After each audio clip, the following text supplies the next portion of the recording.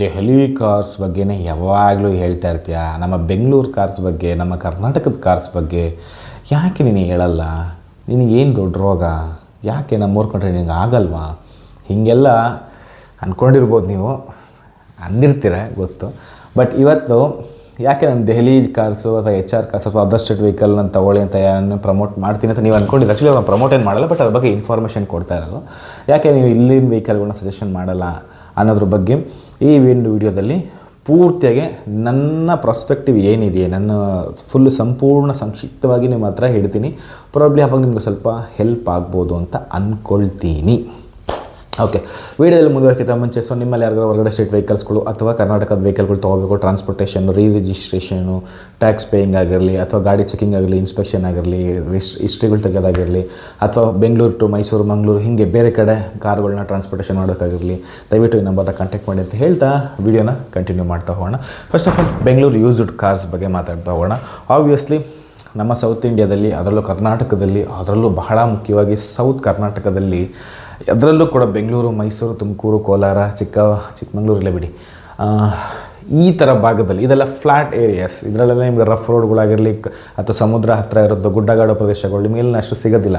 ಹಂಗಾಗಿ ಇಲ್ಲಿ vehicle conditions actually better ಆಗಿರುತ್ತೆ. ಸೊ ಹಂಗಾಗಿ Bengaluru vehicle, Mysuru vehicle, Kolar vehicle, Tumakuru ವೆಹಿಕಲ್ಗೆ ಸ್ವಲ್ಪ ಡಿಮ್ಯಾಂಡ್ ಜಾಸ್ತಿ ಇದೆ ಕರ್ನಾಟಕದಲ್ಲಿ ಕಂಪೇರ್ ಮಾಡಿದ್ರೆ.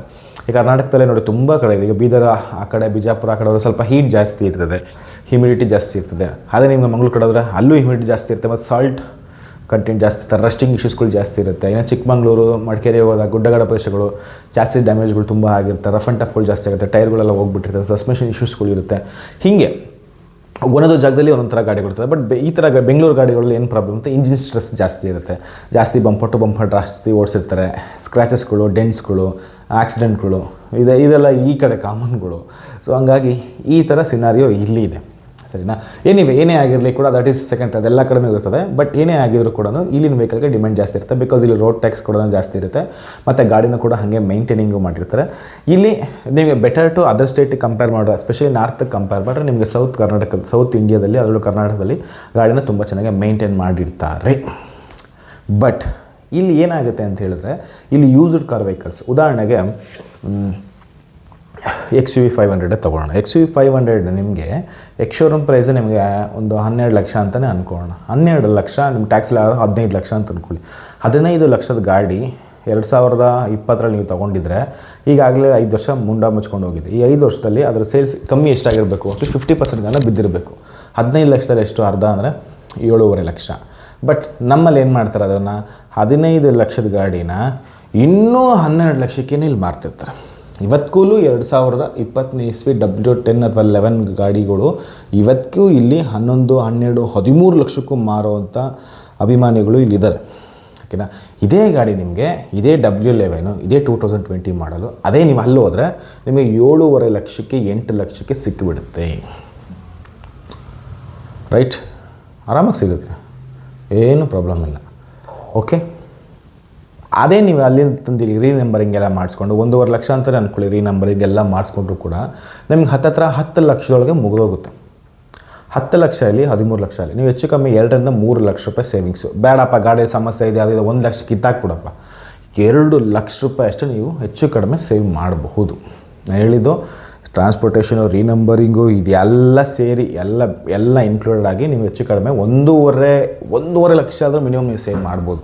ಅಲ್ಲಿಂದ ಇಲ್ಲಿ ತಂದರೆ ಅಲ್ಲಿ ನಿಮಗೆ ಎಕ್ಸ್-ಶೋರೂಮ್ ಪ್ರೈಸ್ ಕೂಡ ಕಮ್ಮಿ ಇರುತ್ತೆ ದೆಹಲಿನಲ್ಲಿ, ಮತ್ತು ಅಲ್ಲಿ ಗಾಡಿಗೆ ಜಾಸ್ತಿ ಸೆಂಟಿಮೆಂಟ್ ಇಟ್ಕೊಳ್ಳಲ್ಲ, ಮತ್ತು ರೋಡ್ ಟ್ಯಾಕ್ಸ್ ಕೂಡ ಇಲ್ಲಿ ಕಂಪೇರ್ ಮಾಡೋದು ತುಂಬ ಡಿಫ್ರೆನ್ಸ್ ಇದೆ.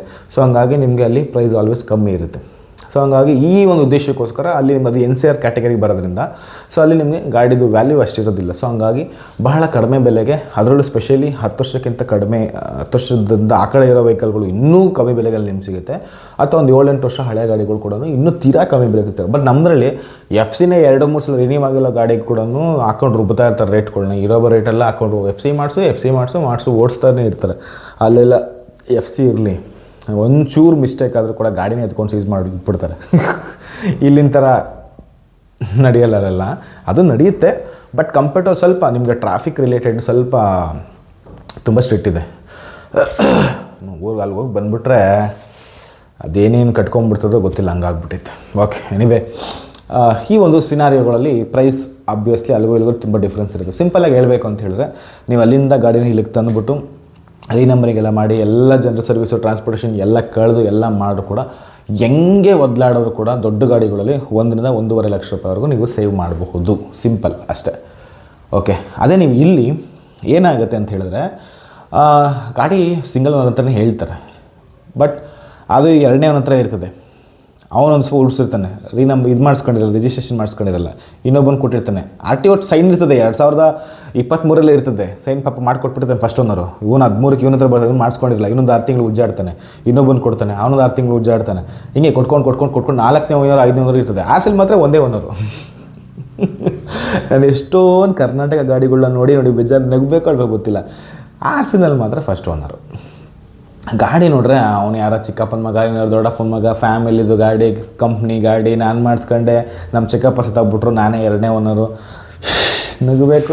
ಇದು ಎಲ್ಲ ಕಡೆನೂ ಇದೆ, ಬಟ್ ಕರ್ನಾಟಕದಲ್ಲಿ ನಾನು ಜಾಸ್ತಿ ನೋಡಿರೋದು ಇದು. ಅವ್ರ ಹತ್ರ ಇದೆ, ಇವ್ರ ಹತ್ರ ಇದೆ. RC ಮಾತ್ರ ನಂಬರ್ 1. ಮಿಕ್ಕಿದೆಲ್ಲ ಗೊತ್ತಿಲ್ಲ. ಓಕೆ, ಗಾಡಿಗಳು ಆಬ್ವಿಯಸ್ಲಿ ಚೆನ್ನಾಗಿ ಇಟ್ಕೊಂಡಿರ್ತೀವಿ, ಮೈಂಟೈನಿಂಗ್ ಎಲ್ಲ ಚೆನ್ನಾಗಿ ಮಾಡಿರಬಹುದು, ಬಟ್ ಎನಿವೇ ಈ ಥರ ಎಲ್ಲ ಇರುತ್ತೆ. ಸೊ ಇಲ್ಲಿ ಏನು ಮಾಡ್ತಾರೆ, ಅದು 4 ಜನ 5 ಜನ ಓಡಿಸಿದ್ರು ಕೂಡ ಅದು ಮ್ಯಾಟ್ರ್ ಬರಲ್ಲ. RCಲಿ ಏನಿದೆ ಡಾಕ್ಯುಮೆಂಟ್ಸ್ ಪ್ರಕಾರ ಸಿಂಗಲ್ ಓನರ್ಗೆ ಏನು ಬೆಲೆ ಕೊಡಬೇಕು ಅದೇ ಬೆಲೆಗೆ ಇಲ್ಲಿ ಮಾರ್ತಾರೆ. ಮತ್ತು ಇನ್ನು ಯೂಸರ್ ಕಾರ್ ಡೀಲರ್ಗಳ ಅದ್ರ ಬಗ್ಗೆ ನಾನು ಜಾಸ್ತಿ ಹೇಳ್ಬಾರ್ದು ಅಂತ ಅನಿಸುತ್ತೆ, ಯಾಕಂದರೆ ಬೇಡ ಅಂತ ಅನಿಸುತ್ತೆ. ಓಕೆ, ಸೊ ಇಲ್ಲಿ ಅವ್ರುಗಳು ಒಂದಷ್ಟೆಲ್ಲ ಇಟ್ಕೊಂಡು ಒಂದಷ್ಟು ತಳ್ಕೊ ಮಾಡಿ ಒಂದಷ್ಟು ಮಾರ್ತಾರೆ. ಕೆಲವರು ಜೆನ್ಯೂನಾಗಿ ಮಾರೋರು ಇದ್ದಾರೆ, ಒಂದಷ್ಟು ಇಟ್ಕೊಂಡು ಒಂದು 20,000 30,000 50,000ವರೆಗೂ ಇಟ್ಕೊತಾರೆ ಕೆಲವರು. ಇನ್ನು ಕೆಲವರು ಪುಣ್ಯಾತ್ಮರು 1 ಲಕ್ಷ 1.25 ಲಕ್ಷ ಮಾರ್ತಾರೆ. ಅದು ಹೆಂಗೆ ತಳ್ಕೊ ಮಾಡಿ ಹಳೆ ಪಳ ಆಕ್ಸಿಡೆಂಟ್ ಆಗಿರೋ ವೆಹಿಕಲ್ಗಳು ಇವು ತಂದುಬಿಟ್ಟು ಟೋಟಲ್ ಲಾಸ್ ಗಾಡಿನೂ ಮೊನ್ನೆ ನಾನು ನೋಡಿದೆ, ಯಾವುದೋ ಇನ್ಸ್ಪೆಕ್ಷನ್ ಮಾಡ್ಬೇಕಾದ್ರೆ ಒಂದು ಗಾಡಿ ತಗ್ಲಾಕೊಳ್ತು, ಟೋಟಲ್ ಲಾಸ್ ಹೋಗಿದೆ. ಅದು ಟೋಟಲ್ ಲಾಸ್ ಆಗಿದೆ, ಏನೋ ಆಗಿ ಎಲ್ಲ ಅದರಿಂದ ಎತ್ಕೊಂಬಂದ್ಬಿಟ್ಟು ಮತ್ತೆ ಅದಕ್ಕೆಲ್ಲ ಏನೇನು ತಳ್ಕೊ ಮಾಡಬೇಕು ಎಲ್ಲ ಮಾಡಿಬಿಟ್ಟು ಅದನ್ನು ಮಾರ್ತಾ ಕೂತವ್ರೆ ಅಲ್ವಾ. ಹಿಂಗೆಲ್ಲ ಮಾಡ್ತಾರೆ. ಏನು ಮಾಡೋದು? ಇದು ಇಲ್ಲಿನ ಸಿಸ್ಟಮ್. ಅಲ್ಲೂ ಇದೆಯಾ, ಅಲ್ಲೂ ಅದೇ ರಾಗ ಅದೇ ಹಾಡು, ಅಲ್ಲೂ ಇದೆ. ಬಟ್ ಇದಕ್ಕೆ ನಾನು ಹೇಳಿದ್ದು ಎಲ್ಲೆಲ್ಲೋ ದುಡ್ಡನ್ನ ಉಳಿಸೋದು ದೊಡ್ಡ ವಿಷಯ ಅಲ್ಲ. ಸೊ ಇಂಥ ಜಾಗದಲ್ಲಿ ನೀವು ಕರೆಕ್ಟಾಗಿ ಕೇರ್ಫುಲ್ಲಾಗಿ ಹ್ಯಾಂಡ್ಲ್ ಮಾಡೋದು ಬಹಳ ಬಹಳ ಮುಖ್ಯ ಆಗುತ್ತೆ. ಸೊ ಇನ್ಸ್ಪೆಕ್ಷನ್ ಸ್ವಲ್ಪ ಖರ್ಚಾಗುತ್ತೆ, ಸರ್ವಿಸಸ್ ತೆಗ್ಸೋಕ್ಕಾಗುತ್ತೆ, ಟ್ರಾನ್ಸ್ಪೋರ್ಟ್ ಕಷ್ಟ ಆಗುತ್ತೆ, ಇಲ್ಲ ನನ್ನಂಥ ಫ್ರೀಲ್ಯಾನ್ಸರ್ಗೆ ಸ್ವಲ್ಪ ದುಡ್ಡು ಕೊಡಬೇಕಾಗುತ್ತೆ ಅಂತ ಹೇಳಿ ಆ ದುಡ್ಡನ್ನೆಲ್ಲ ಉಳಿಸ್ತೀರಾ. ಕೊನೆಗೆ ಯಾವುದೋ ಡಕ್ಲಾಸ್ ಗಾಡಿಗಳನ್ನ ತಂದುಬಿಡ್ತಾನೆ. ಅದು ಇನ್ಸ್ಪೆಕ್ಷನ್ ಜನರಲ್ ಚೆಕಪ್ ಮಾಡುವಾಗ ಚೆನ್ನಾಗೇ ಇರ್ತದೆ, but on the way trial ತರಬೇಕಾದ್ರೆ ನಿಮ್ಗೆ ಗೊತ್ತಾಗುತ್ತೆ ಅದು ಗಾಡಿದು ಬಂಡವಾಳಗಳು ಏನು ಅಂತ. ಸೊ ಅದು ಅಲ್ಲೂ ಸಮಸ್ಯೆ ಇರುತ್ತೆ, ಇಲ್ಲೂ ಸಮಸ್ಯೆ ಇರುತ್ತೆ, ಎಲ್ಲ ಕಡೆಯೂ ಸಮಸ್ಯೆ ಇರುತ್ತೆ. ಸೊ ಅದಕ್ಕೆ ಈ ಒಂದು ನಾವು ತಂದಿದ್ದು ಹೊಸದಾಗಿ ಕಾನ್ಸೆಪ್ಟ್ನ ಎಲ್ಲನೂ ನಾವೇ ಮಾಡ್ಕೊಂಡು ಕೊಟ್ಬಿಡ್ತೀವಿ. ಜಸ್ಟ್ ಗಾಡಿನ ನೋಡಿದ್ರೆ ಸಾಕು, ಇಂಥ ಜಾಗದಲ್ಲಿದೆ ಇದನ್ನು ನೀವೇ ನೋಡಿ ಅಂದ್ರೂ ಓಕೆ, ಇಲ್ಲ ನೀವು ಆಲ್ರೆಡಿ ನೋಡಿರೋದು ಕೊಟ್ಟರು ಓಕೆ. ಅದು ಬೆಂಗಳೂರು ಗಾಡಿ ಇರೋ ಪರವಾಗಿಲ್ಲ, ಯಾವ ಗಾಡಿ ಇರೋ ಪರವಾಗಿಲ್ಲ, ನಾವೇ ನೋಡಿ ನಿಮಗೆಲ್ಲ ಇನ್ಫಾರ್ಮೇಷನ್ ತಗೋದು ಬಿಸಾಕ್ಬಿಡ್ತೀವಿ. ನಿಮ್ಗೆ ಓಕೆ ಅಂದರೆ ಮೂವ್ ಆನ್ ಹಾಗೆ. ಬಟ್ ಇಲ್ಲಿ ಬೆಂಗಳೂರು ಗಾಡಿಗಳು ಏನಾಗುತ್ತೆ, ನಿಮಗೆ ಡಿಫ್ರೆನ್ಸ್ ಅಮೌಂಟ್ ಏನು ಸಿಗೋಲ್ಲ ನೋಡಿ. ನಿಮ್ಗೆ ಹೆಚ್ಚು ಕಡಿಮೆ ಕೆಲವು ಯೂಟ್ಯೂಬ್ ವೀಡಿಯೋಸ್ಗಳು ನೀವು ಸೂಕ್ಷ್ಮವಾಗಿ ನೋಡಿ ಗಮನಿಸಿ, ತುಂಬ ಜನ ಕಮೆಂಟ್ ಹಾಕಿರ್ತಾರೆ, ಇನ್ನೊಂದು 1 ಲಕ್ಷ ಹಾಕ್ಬಿಟ್ರೆ ಹೊಸ ಗಾಡಿನೇ ಬಂದುಬಿಡ್ತದಲ್ಲ ಅಂತೆಲ್ಲ ಕಮೆಂಟ್ ಹಾಕಿರ್ತಾರೆ. ಆ್ಯಕ್ಚುಲಿ ಅದು ಫ್ಯಾಕ್ಟ್, ಅದು ನಿಜವಾಗ್ಲೂ. ಯಾಕಂದರೆ ತೀರಾ ಡಿಫ್ರೆನ್ಸ್ ಏನು ಇಟ್ಕೊಳ್ಳೋದೇ ಇಲ್ಲ.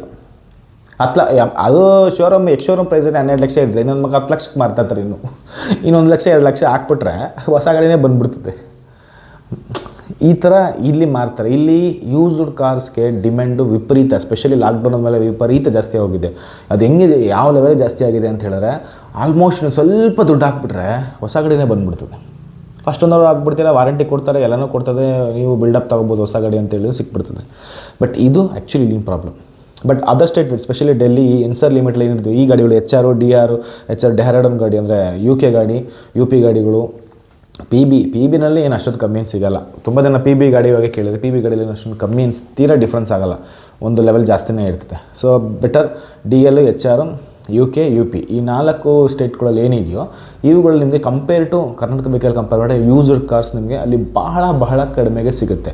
ಒಂದು ನೆನ್ಪಿಟ್ಕೊಳ್ಳಿ, ಇದು ಡಿಪ್ರಿಷಿಯೇಷನ್ ಆಗುವಂಥ ವ್ಯಾಲ್ಯೂ ಅಸೆಟ್, ಇದನ್ನು ನೆನ್ಪಿಟ್ಕೊಳ್ಳಿ. ಇದಕ್ಕೆ ನೀವು ಜಾಸ್ತಿ ದುಡ್ಡನ್ನ ಇನ್ವೆಸ್ಟ್ಮೆಂಟ್ ಮಾಡೋದು ಒಬ್ಬ ಲೋವರ್ ಮಿಡಲ್ ಕ್ಲಾಸಾಗಿ ನಾನು ಹೇಳ್ತಿದ್ದೀನಿ, ಇಟ್ಸ್ ಯೂಸ್ಲೆಸ್. ಸೊ ನಿಮ್ಮ ಹತ್ರ ಬೇಜಾನ್ ದುಡ್ಡಿದೆ, ನಿಮಗೆ ಮನೆ ಕಟ್ಟಿದೆ, ಅದು ಚಿನ್ನ ಬೇಜಾನೆಲ್ಲ ಕೊಳಿತೈತೆ, ಒಂದಿರಲಿ ಮನೆ ತುಂಬ ಒಂದಿರಲಿ 1-2 ಇರಲಿ ಅಂದರೆ ಆವಾಗ ನೀವು ಕಾರ್ಗೆ ಇನ್ವೆಸ್ಟ್ಮೆಂಟ್ ಮಾಡಿ. ಅದು ಈ ಕಾರನ್ನು ತೊಗೊಳ್ಳಿ ಅಲ್ಲನ್ನು ತೊಗೊಳ್ಳಿ ನಿಮ್ಮ ಇಷ್ಟ. ಬಟ್ ಈ ಥರ ಒಂದನ್ನು ತಲೆ ಇಟ್ಕೊಳ್ಳೋದು ಬಹಳ ಮುಖ್ಯ ಅಂತ ಅನಿಸುತ್ತೆ. ಸೊ ಫೈನಲಿ ನಂದು ಏನು ಅಂತ ಹೇಳಿದ್ರೆ, ಯೂಸ್ಡ್ ಕಾರ್ಸ್ ನಿಮಗೆ ಕರ್ನಾಟಕದಲ್ಲಿ ಆಬ್ವಿಯಸ್ಲಿ ಜಾಸ್ತಿ ಇದೆ, ಸರಿನಾ? ಸೊ ಹಂಗಾಗಿ ನಾನು ನಿಮ್ಗೆ ಇಲ್ಲಿ ತೊಗೊಳ್ಳಿ ಅಂತ ರೆಕಮೆಂಡ್ ಮಾಡೋದು ಇಲ್ಲ, ತೊಗೊಳ್ಬಾರ್ದು ಅಂತ ನಿಮಗೆ ಎಚ್ಚರಿಕೆನೂ ಕೊಡ್ತಿಲ್ಲ. ಇಟ್ಸ್ ಎಲ್ಲ ಕೂಡ ನಿಮ್ಮ ವೈಯಕ್ತಿಕ.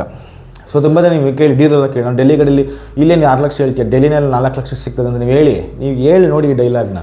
ಡೆಲ್ಲಿ ಗಾಡಿನ ಅಯ್ಯೋ ಕಳ್ತನದ ಗಾಡಿ, ಸ್ಕ್ರ್ಯಾಪ್ ಗಾಡಿಗಳು, ಮಾಯಾಪುರಿ ಗಾಡಿಗಳು, ಕರಲ್ಬಾಗ ಗೊತ್ತು ಬಿಡು ಅಂತಾರೆ. ಯಾಕೆ? ಅಲ್ಲೇನು ಒಳ್ಳೆ ಗಾಡಿಗಳು ಸಿಗಲ್ವಾ? ಸಿಗುತ್ತೆ. ನಾನು ತಂದಿದ್ದೀನಲ್ಲ, ನಂತರ ಸಾಕ ಜನ ತಂದಿದ್ದಾರೆ, ತರ್ತಾನೂ ಇರ್ತಾರೆ ಮುಂದಕ್ಕೆ. ಇವಾಗೆಲ್ಲ ನೋಡಿ ಜಾಸ್ತಿ ಆಗ್ತಿದೆ, HR ಗಾಡಿಗಳು, UP DL ಗಾಡಿಗಳು ಜಾಸ್ತಿ ಆಗ್ತಿದೆ. ಯಾಕೆ? ಅವ್ಯಾವ ಓಡ್ತಾ ಇಲ್ವಾ? ಅವ್ಯಾವ ಪ್ರಾಬ್ಲಮ್ ಇಲ್ವಾ? ನಾವು ತರಬೇಕಾದ್ರೆ ಕರೆಕ್ಟಾಗಿ ನೋಡಿ ಮಾಡಿ ತಂದರೆ ಅದು ಯಾವ ಸ್ಟೇಟ್ ವೆಹಿಕಲ್ ಆದರೂ ಕೂಡ ಚೆನ್ನಾಗೇ ಇರುತ್ತೆ. ನಾನಿಲ್ಲಿ ಯಾವ ಗಾಡಿನೂ ಪ್ರಮೋಟ್ ಮಾಡ್ತಿಲ್ಲ, ಯಾವ ಏರಿಯಾನೂ ಪ್ರಮೋಟ್ ಮಾಡ್ತಿಲ್ಲ. ಬಟ್ ನನ್ನ ಉದ್ದೇಶ ನಿಮಗೆ ಕಡಿಮೆ ಬೇರೆನಲ್ಲಿ ಒಳ್ಳೆ ಗಾಡಿ ಒಳ್ಳೆ ಜಾಗದಿಂದ ತರೋದು, ಕೊಡಿಸೋದು ಅಥವಾ ತಿಳಿಸೋದು, ಅದು ನನ್ನ ರೆಸ್ಪಾನ್ಸಿಬಿಲಿಟಿ. ಸೊ ಅದಕ್ಕೋಸ್ಕರ ನಾನು ನಿಮ್ಗೆ ಹೇಳ್ತಾ ಇದ್ದೀನಿ. ವಿನಃ ಕರ್ನಾಟಕ ಗಾಡಿಗಳು ಕೂಡ ತುಂಬ ಚೆನ್ನಾಗಿ ಇಟ್ಕೊಂಡಿರ್ತಾರೆ. ಡೈರೆಕ್ಟ್ ಪಾರ್ಟಿದ ನೀವು ಸಿಕ್ಕಿದ್ರೆ ತೊಗೊಳ್ಳಿ. ಬಟ್ ಯೂಸ್ಡ್ ಕಾರ್ಸ್ ಸೆಲ್ಲರ್ಗಳು ಏನಿರ್ತಾರೋ ಇವ್ರುಗಳು ನಿಮಗೆ ಎಷ್ಟೋ ವಿಷಯಗಳು ಮುಚ್ಚಿಡ್ತಾರೆ. ಇನ್ನು ಕಾರ್ಸ್ 24 ಸ್ಪಿನ್ನಿ ಅವ್ರಿಗಿಂತ ಅದು ಹೇಳೋಕ್ಕೆ ಹೋಗಬಾರದು. ಇನ್ನೊಂದು 50,000 ನೀವೇ ಕೊಟ್ಬಿಡಿ, ಹೊಸ ಗಾಡಿ ತೊಗೊಂಬಂದು ಕೊಟ್ಬಿಡ್ತಾರೆ ಅಷ್ಟೇ.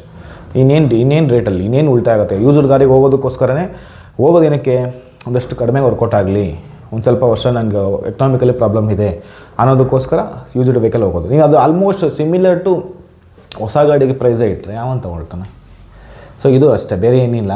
ಸೊ ಬಟ್ ಕರ್ನಾಟಕದಲ್ಲಿ ಕೂಡ ನಾನು ನನಗೆ ಈ DL ಇವೆಲ್ಲ ನನಗೆ ಅಷ್ಟು ಗೊತ್ತಿಲ್ಲದಿರೋ ಟೈಮಲ್ಲಿ ನಾನು ಕರ್ನಾಟಕದಲ್ಲಿ ನಾನು ತುಂಬ ಗಾಡಿಗಳು ತೊಗೊಂಡಿದ್ದೀನಿ. ಈಕೋ ಸ್ಪೋರ್ಟು 2 ಕರ್ನಾಟಕದ ಗಾಡಿಗಳೇ. ಆಮೇಲೆ ಇನ್ನೊಂದು ಯಾವುದು ತೊಗೊಂಡೆ ಕರ್ನಾಟಕದ ಗಾಡಿ, ಹೋಂಡಾ ಸಿಟಿ ಕರ್ನಾಟಕದ್ದು, ಟಿಯಾಗೋ ಕರ್ನಾಟಕದ್ದು, ಒಂದು 4ರಿಂದ 5 ವೆಹಿಕಲ್ನ ಕರ್ನಾಟಕ ಗಾಡಿ ತೊಗೊಂಡೆ. ಯಾವಾಗ ನನಗೆ ಇದೆಲ್ಲ ಗೊತ್ತಾಗಿ ಶುರುವಾಯಿತು, ಹಿಂಗಂತಂದರೆ RC ರಿಜಿಸ್ಟ್ರೇಷನು, ಪ್ರೊಸೆಸ್ಸು, ಟ್ಯಾಕ್ಸು, ಇವೆಲ್ಲದ್ರ ಬಗ್ಗೆ ಗಮನ ಕೊಡೋಕ್ಕೆ ತಿಳ್ಕೊಳ್ಳೋಕೆ ಶುರು ಮಾಡಿದೆ. ತುಂಬ ಇನ್ಡೆಪ್ತ್ ಇದೆ ಅದರಲ್ಲಿ, ತುಂಬ ತಿಳ್ಕೊಳ್ಳೋದು.